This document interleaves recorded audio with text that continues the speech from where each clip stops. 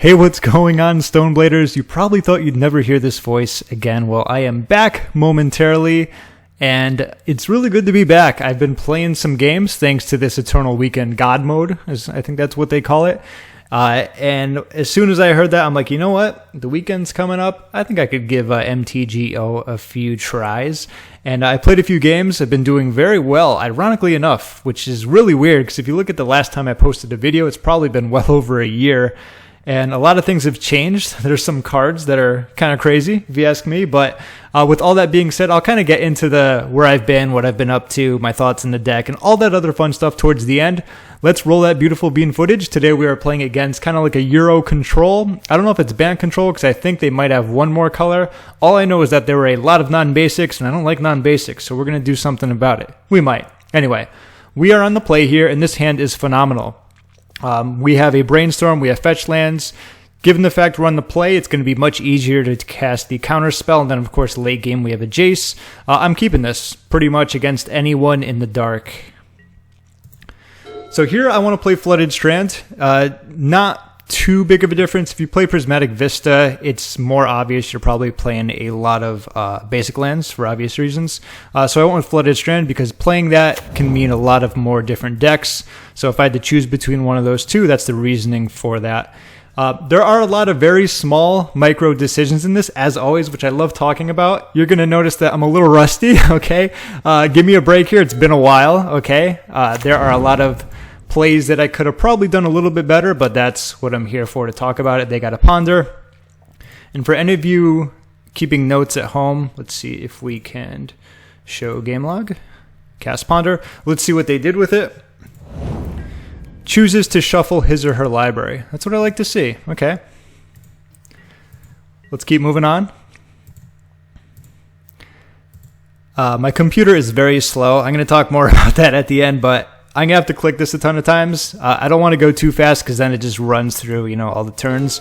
This is a great, great draw. You are going to be seeing some of the best value that you can possibly get out of Stoneforge in this. I can't wait till it comes up. So given the fact that happened, this is where having a lot of experience in terms of what deck could this be. Like if I wasn't playing, well, I haven't been playing, this could easily be, was it Rug, red, blue, green, like Rug Delver. I don't think they can play that, but given that, we can either do nothing and hold up Counterspell or Brainstorm, but I like playing Stoneforge.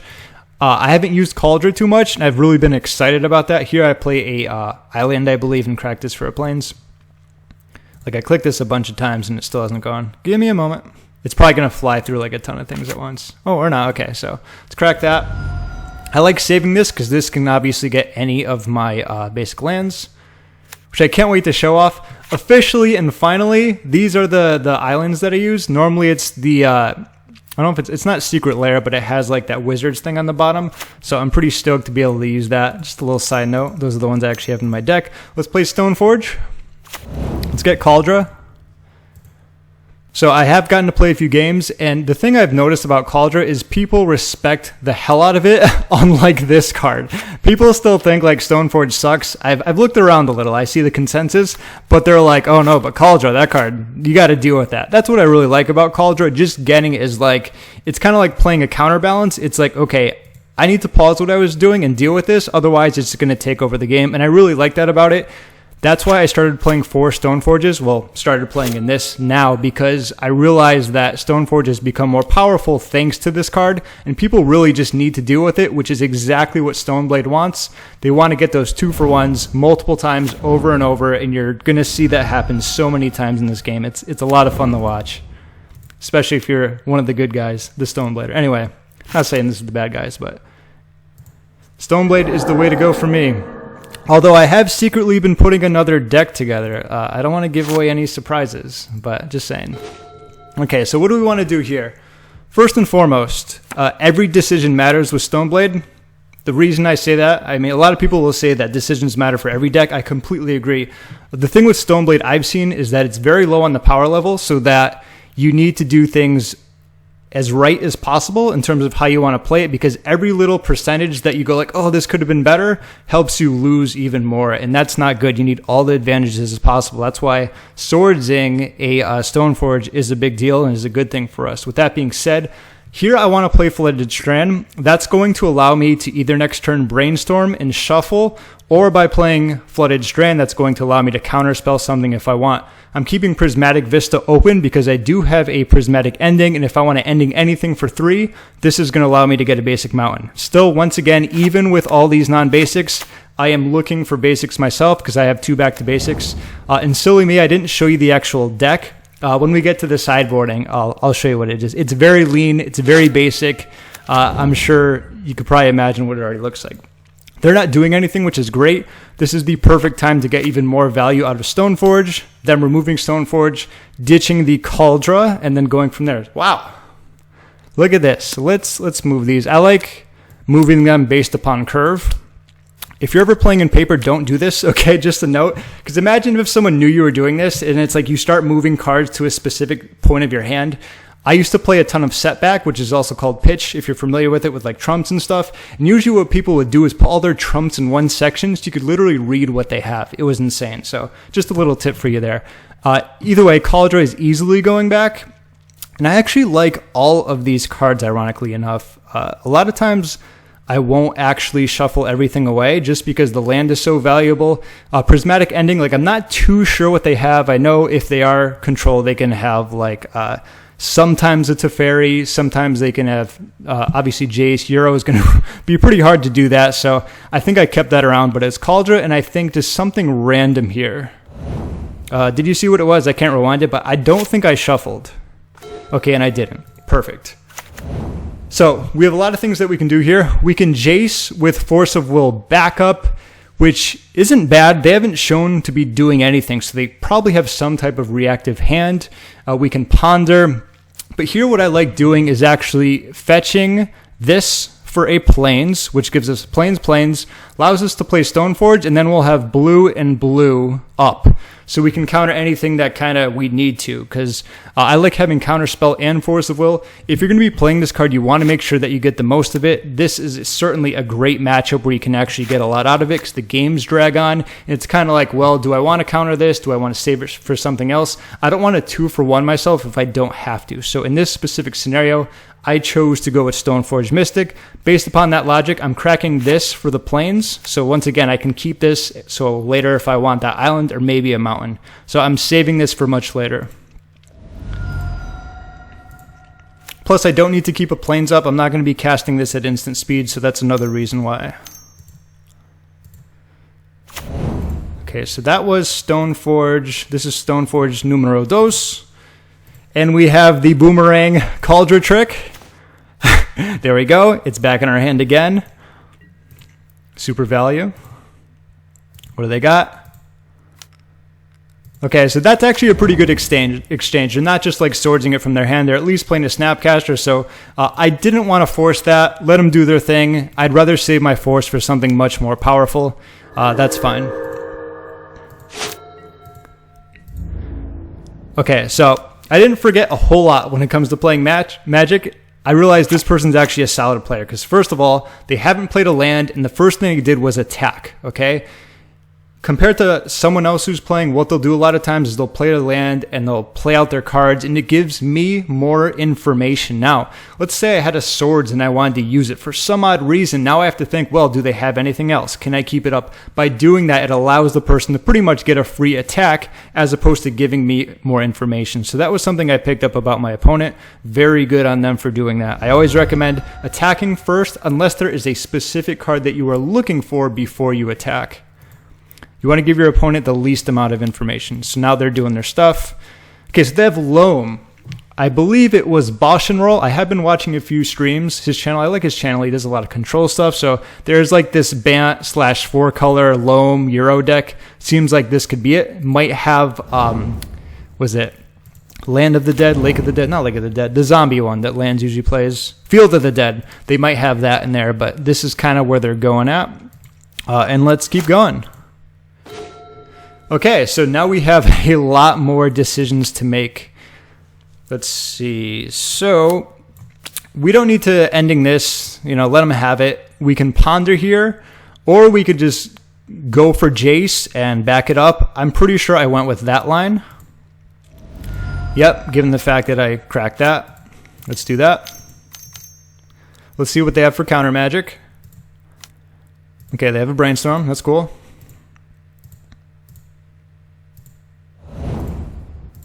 Wait for it. Okay. Force pitching, expressive iteration. They got that too. So red. So that means they are 4-color, right? Blue, white, green, red. Okay, so they are 4-color.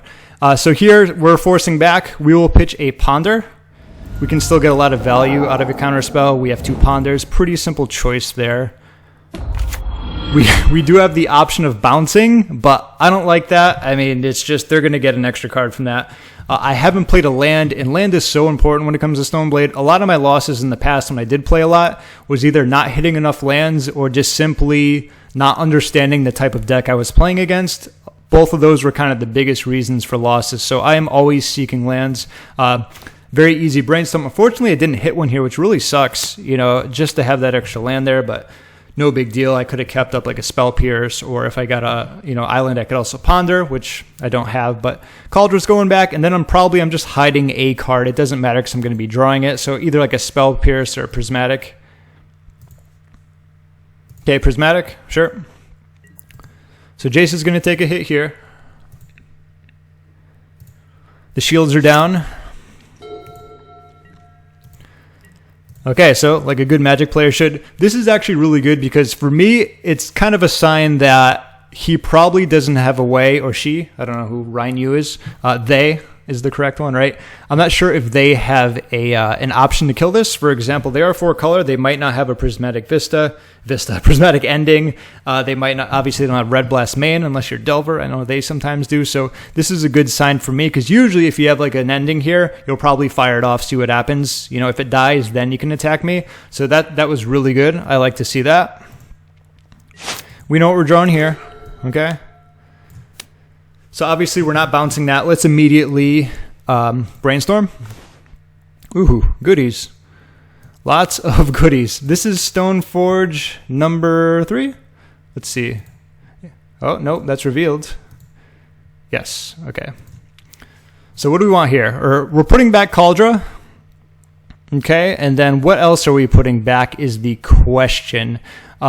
Spell Pierce can be decent here. This is a really tough one. It's like, this is the problem with Stoneblade. Like, if I had those extra 2 mana right now, it opens up so more options in my hand, but right now I'm being, like, choked on lands, which is not good. You know, they're not even playing choke, but I only have 4, so Kaldra, and I think maybe, like, a Spell Pierce, because my plan here was going to be play Stoneforge, and then, you know, have Counterspell open, where if they want to Swords it, I will protect it then. If they want to attack into it, I will block. So I believe it was Kaldra and Spell Pierce. Okay, cool. Now, other options included, for example, I could have just played a True-Name Nemesis. I didn't want to play this because then I got to bounce it. You know, then next turn they're going to get value out of it, which I didn't like. I just like the fact that I could play Stoneforge and at least have Counterspell up, so that was the reasoning I went with that. I would say that or True-Name Nemesis just because they're not getting through it. Sure. And what do you know? For the 3rd time we get Kaldra, right? I believe that was the 3rd time.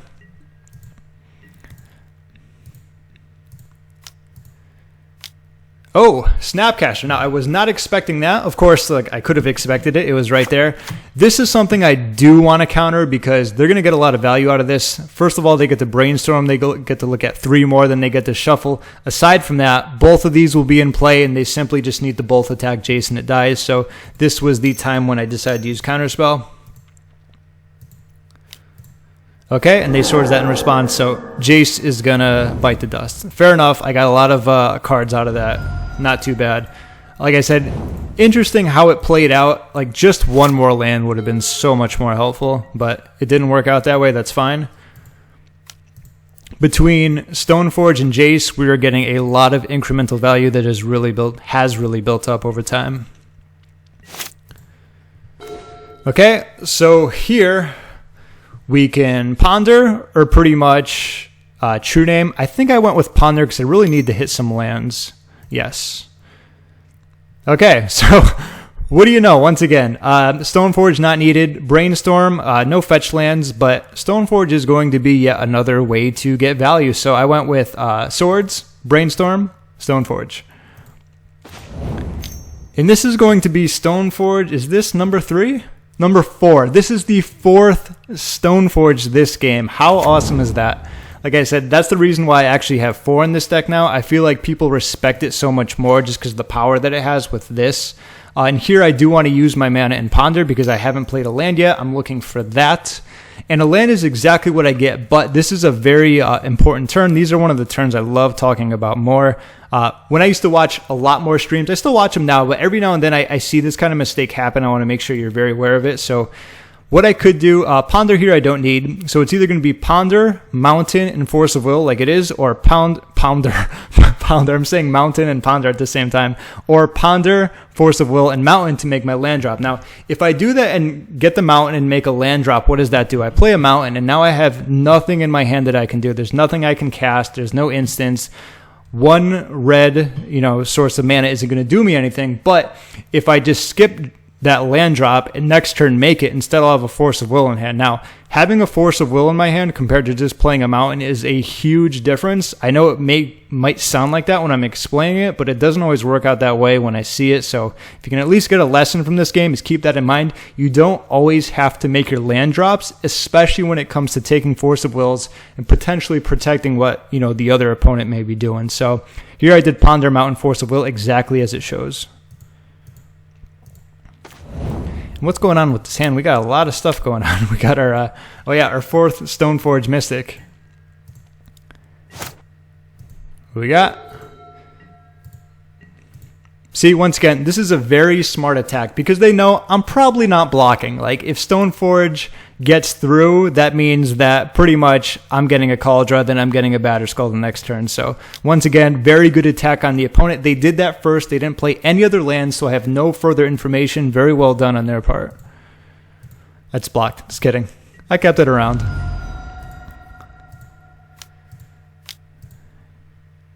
And look at that. That's... That's 4 Stoneforges, 4 removals, and a lot of value. Right now it's 7-3 with cards, okay? It's unfortunately I have 4 mana, but let's check this out. Look at this. I can't get rid of that, but yeah, all 4 Stoneforges. That is a lot of value. I mean, look at my hand. It's insane. What else they got? Oh, absolutely not. We don't want that. That's definitely how they're going to get back in the game because I'm pretty slow overall. I just have a true name. We're not doing a lot of damage anytime soon. Force of Will. Pitching, it's an interesting one because Teferi eventually can do a lot of cool things. I know I'm not going to want to bounce that. I do know Snapcaster has some cool things in there, but I am very low on mana. With that being said, I chose to pitch the Snapcaster, I believe. If I had more mana, I would have kept Snapcaster in an instant, but with only 4, especially 2 planes here, not my thing. Okay, so I'm going to play that, and I'm just going to play True Name. And I'm going to keep up plains because that's more threatening than Mountain. I don't think oh, I take that back. Should have played that. Not like it makes a huge difference, and I'm not Prismatic Ending that. Now that I know they're playing that, I'll save that. I guess that's not bad either. That's like a very micro thing. It's more about trying to make your opponent believe you have something or don't have something. 1, 2, 3, 4, 5 mana from them. Okay. You want to attack this time? No. Just checking. Ooh. Now, like I said, normally you want to attack first. I do want to ponder first because if I get a Jitte, I can equip it, or play it, equip it, and kill this. So that is the reason why I pondered first.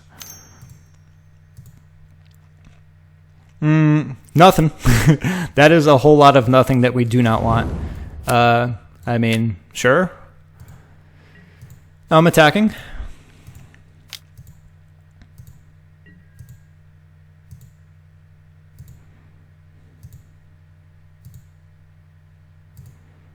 Just clicking a few times. Okay, I'm going to play Scalding Tarn. Now, they have 5 mana up. That could be hardcast Force of Will. It could be hardcast Force of Negation. They know I have these in my hand because they've removed every single one of my Stoneforge Mystics. So I decided to do nothing here. I probably could at least play Teferi. It's like bouncing this is just not good. And I could tick it up just to at least... Probably that would have been the best play. I'd say play Teferi here and tick it up. Going back at it, it's really tough to say. Like it's not doing a whole lot except stopping their counterspells. At least that would allow me to next turn. What's the word? Okay, so they can get some value out of this. Sure, They got a lot of cards in hand, but a lot of them are lands.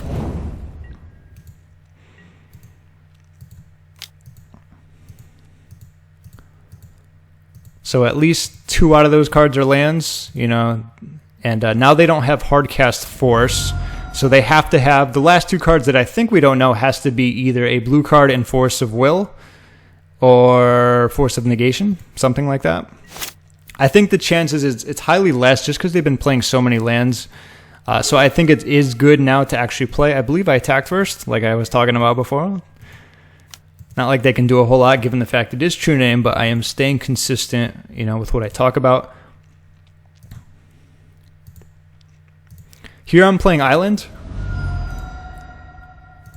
Playing Island, come on. And here I want to play Batterskull. Let's see, 3, 4, 5, 6, 7. I could play Kaldra. I like Batterskull. It's going to allow me to get more life, and then I can just equip it to True Name and then just chugga, you know.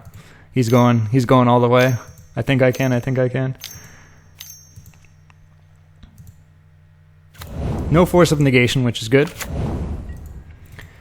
And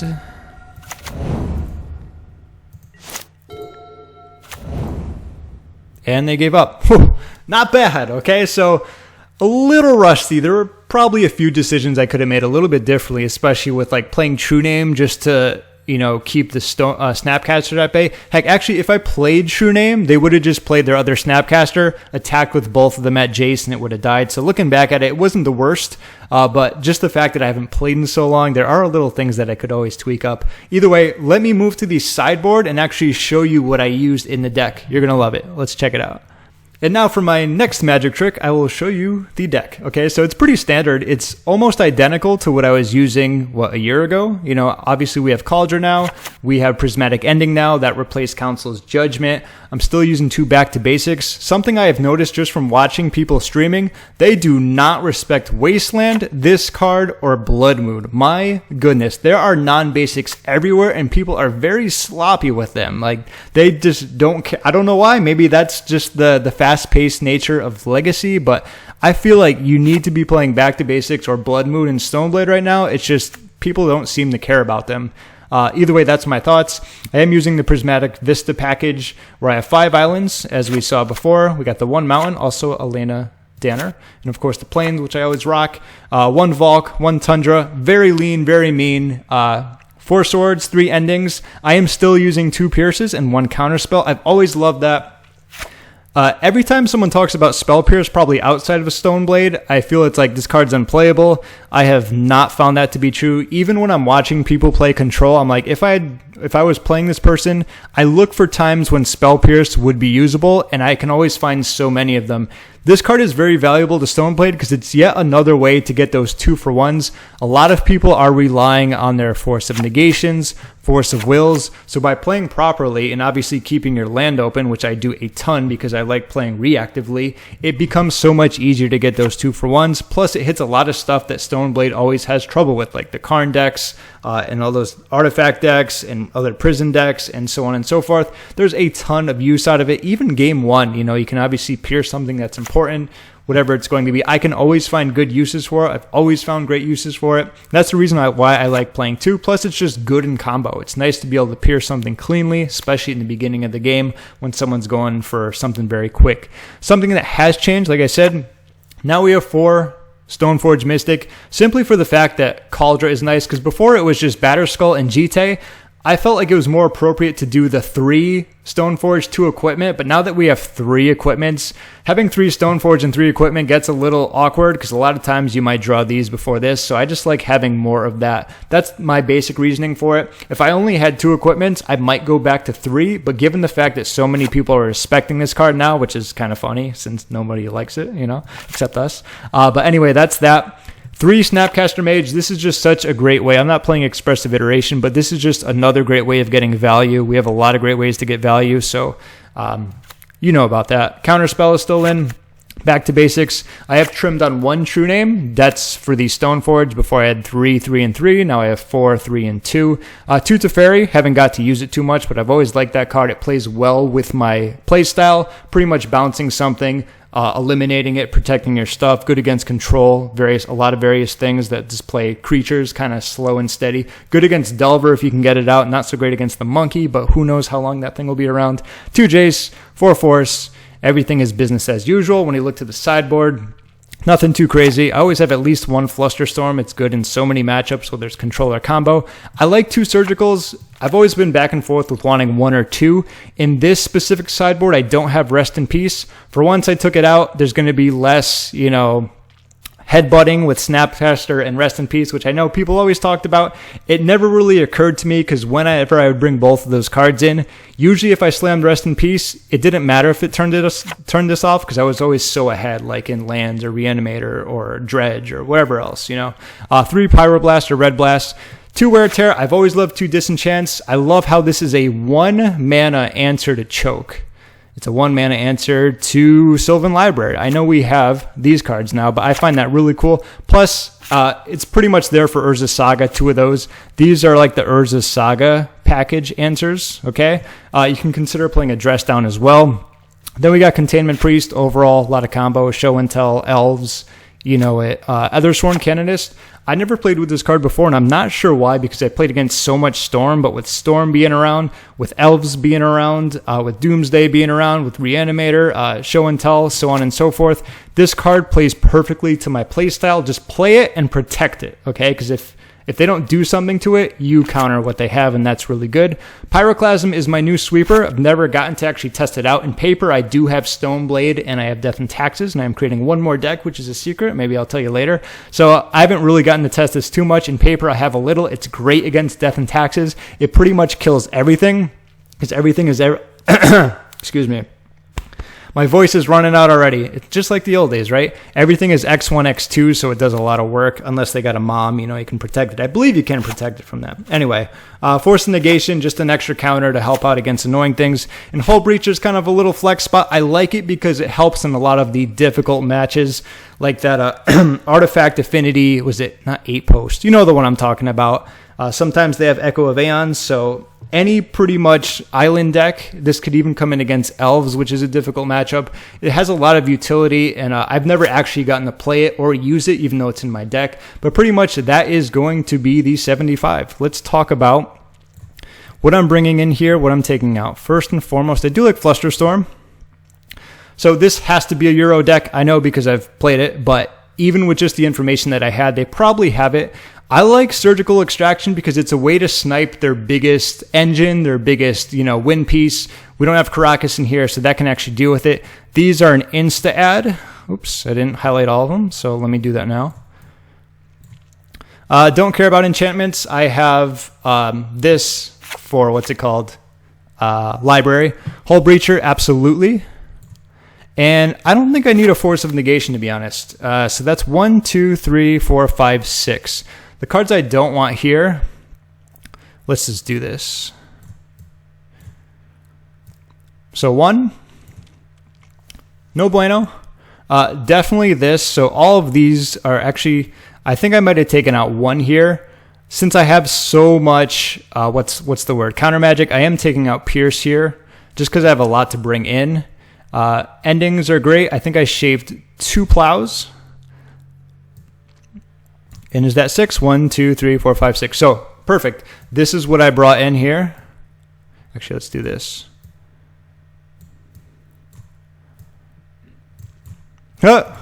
We're getting there. Come on. There it is.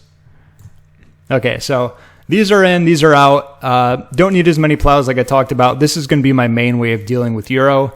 I have no graveyard hate here, which is fine. I do have my Surgical, Flusterstorm. These are kind of replacing a lot of the Force of Wills. Force of Negation, I prefer Will just because it can deal with anything. And I like that, if in case I want to deal with a creature at a specific time, sometimes that comes up. Anyway, these would go back. And that's the 60 for game number 2 against 4 color control. Let's move on to that and see what happens. All right, so here we are on the draw. This isn't a bad hand. 1, it's got a Ponder. 2, it's got an Island and a Scalding Tarn for the shuffle effect with Brainstorm. It's got a Plow in case we do want to get rid of a Euro. We got Snapcaster for the later game, and we have protection for anything, you know, momentarily. I like this, okay? We're going to need some more lands. Cool. What do we got? Off the top. Can you still believe that? Ooh, worst draw ever, but we do have a Brainstorm. Can you believe last game we drew 4 Stoneforges, and the amount of value that we got out of that was insane, okay? And we're playing against a deck with Euro and Life from the Loam and Sylvan Library, and we just, so much value in that. It was great to see. I know you liked it. You like Stoneforge, right? You like Stoneforge? Okay, good. You liked it. Anyway. What do we got? Ooh. Okay, so this is something I want to talk about. Ironically enough, I haven't played against Euro, one of those, right?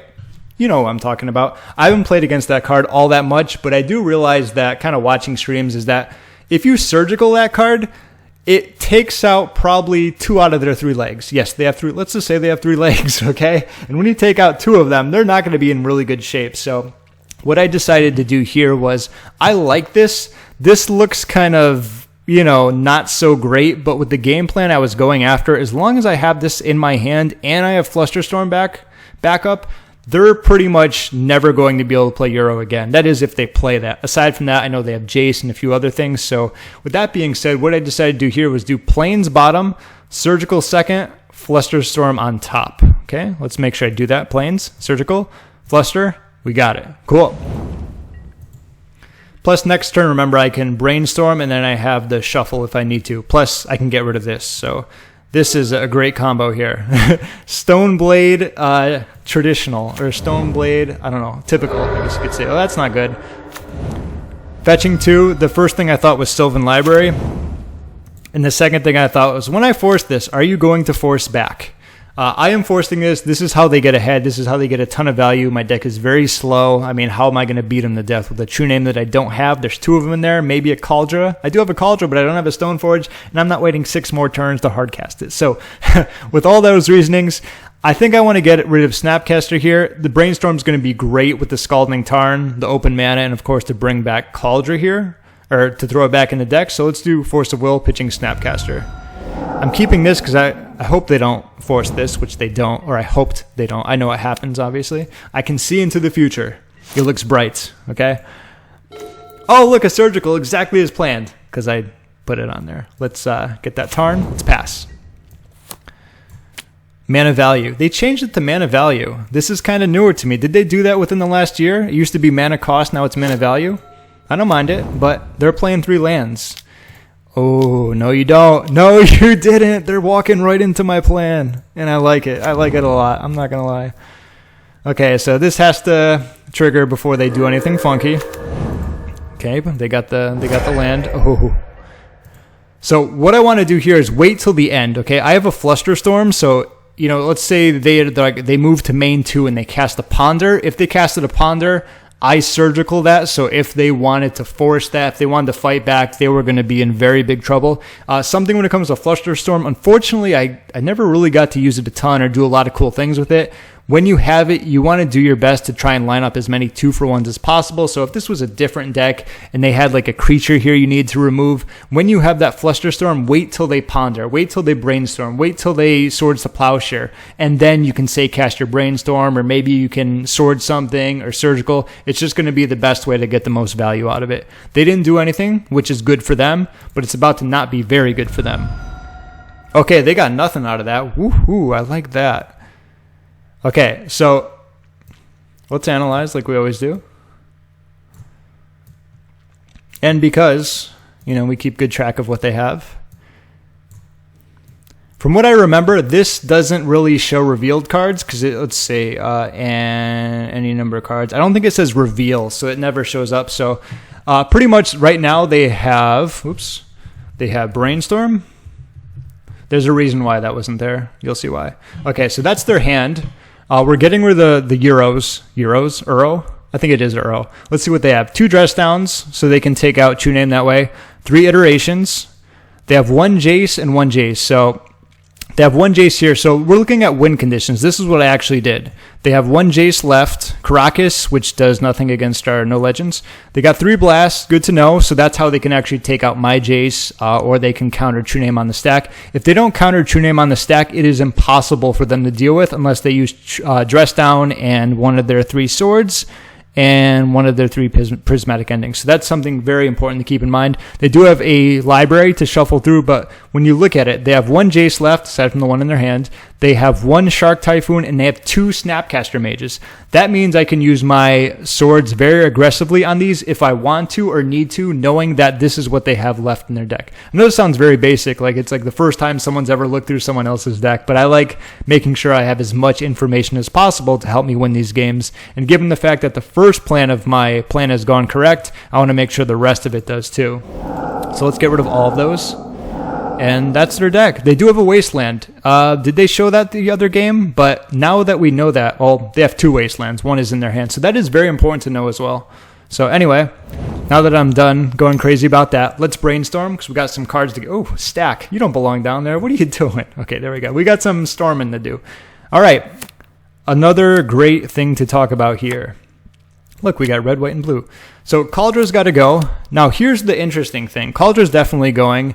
And here I'd say, like, we don't need swords. We're going to Swords a Snapcaster. Swords? Did I say Swords? Swords a Snapcaster. I mess up words so much. So Kaldra back. And then on top of that is going to be swords. But I'm not going to want to shuffle. The reason for that is because if I shuffle, I need to either get an island or a volcanic island. Now, if I get a volcanic island that plays into their hand, they have a wasteland and a Jace, so that's not going to be good. If I get red, I can cast Pyroblast, but then I can't do anything with True-Name. So here what I actually did is Kaldra, swords on top, and then no shuffle.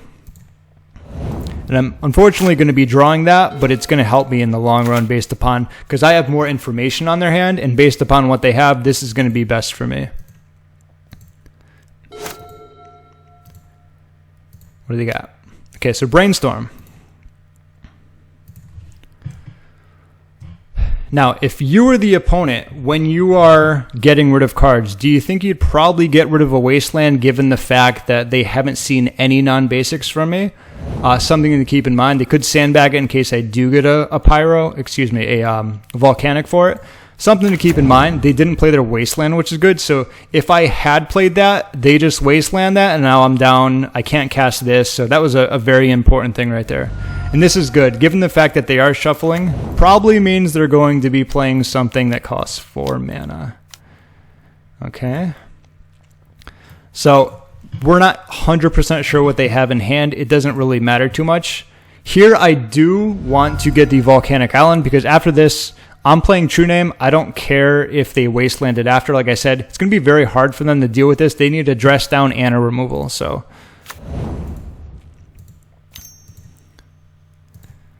oh ho ho ho! Pitch Snapcaster.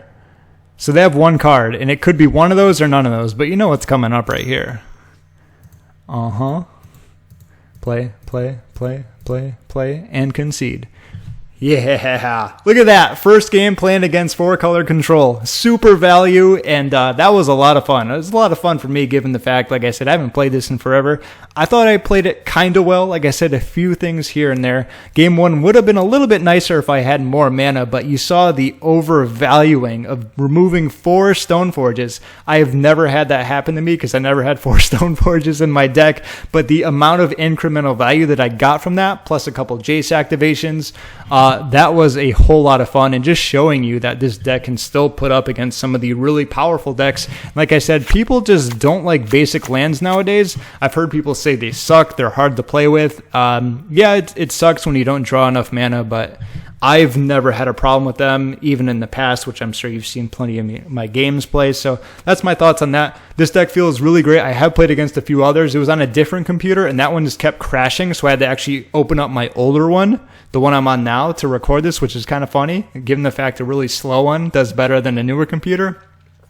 Either way, I have played against a few other decks, and a lot of them just froze, unfortunately. I played against Delver Monkey.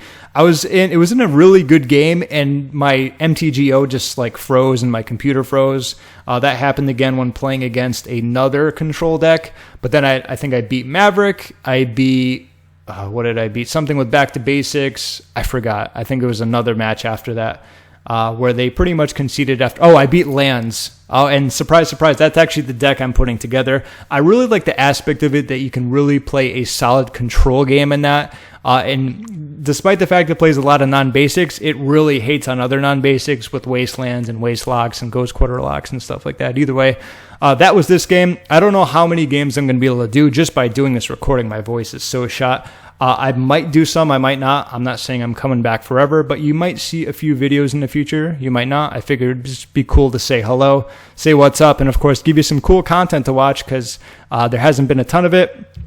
A special shout out to Clips for Life. I have seen a few of your games, really solid gameplay. So, and also, I believe his last name is Wong. I know, got the Wong guy. I don't know his real name. I know that's his MTGO name. He had a few Stoneblade games or leagues as well. Played very well, a lot of tight play, and I saw those as well. So it's tip of the hat to both of you because not a lot of people are doing content out there. So it's cool to see others do that as well. Either way, that's about it. Another one for the good guys. It's cool to be back and see how this deck plays out in the new meta. Who knows what will happen with all the bans coming out. Probably Monkey, maybe a few other things. Either way, there's always a way to deal with what's going on. At least in my opinion, I've always been very optimistic about that, despite what other people say. And that's about it. Thank you for watching, and maybe I will talk to you soon.